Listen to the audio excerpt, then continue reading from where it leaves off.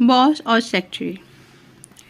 Boss ने एक नहायत ही खूबसूरत सेक्रेटरी को काम पर रखा, लेकिन 10 दिन बाद ही 27वीं मंजिल से कूदकर बॉस ने खुदकुशी कर ली। इंस्पेक्टर, कमरे में उस वक्त कौन कौन था? सेक्रेटरी, जी मैं थी। इंस्पेक्टर, आखिर हुआ क्या था? उसने खुदकुशी क्यों की? सेक्रेटरी, वो बहुत अच्छे इंसान थे। एक दिन उन्होंने मुझे 2 लाख रुपए का लिबास तोहफे में दिया। फिर एक दिन तो मुझे 15 लाख की कीमत वाला हीरो का हार खरीद कर दिया। परसों ही वो मेरे लिए 5 लाख की हीरे की अंगूठी लेकर आए थे। ये रही मेरी उंगली में। इंस्पेक्टर, फिर? सेक्रेटरी, आज उन्होंने मुझे शादी के लिए भी प्रपोज़ किया। इंस्पेक्टर, तो? सेक्रेटरी, तभी मेरे पापा का फ़ोन आया। मैंने कहा आप यहाँ होते तो देखते मेरे बॉस मुझसे कितना पसंद करते हैं। आप तो हमेशा बस यही कहते हैं, पप्पू बेटा लड़की बनकर मत घूमा कर।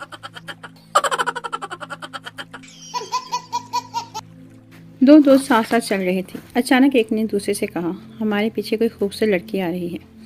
दूसरे ने पलट कर देखा तो वाकई एक हसीनो जमी लड़की खरामा खरामा चली आ रही थी। दूसरे दोस्त ने हैरतज़दा होकर पहले दोस्त से पूछा, तुम्हें किस तरह मालूम हुआ कि हमारे पीछे कोई खूबसूरत लड़की आ रही है? बहुत आसानी से। हमारे सामने आने वाला एक नौजवान इस लड़की की तरफ देखने में इतना मसरूफ़ था कि उसे मालूम ही ना हो सका कि सामने गटर का ढक्कन गायब है। पहले दोस्त ने जवाब दिया।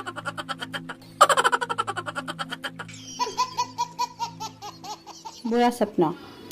पप्पू, डॉक्टर, मैं रोज़ एक बुरा सपना देखता हूँ कि 4 खूबसूरत लड़कियों से मेरी शादी हो रही है। डॉक्टर, मगर तुम्हें इसे बुरा सपना क्यों कहते हो? पप्पू, आपने कभी 4 लड़कियों का एक साथ खाना पकाया हो तो पता चले बुरा है या अच्छा। New funny jokes. औरत और आदमी।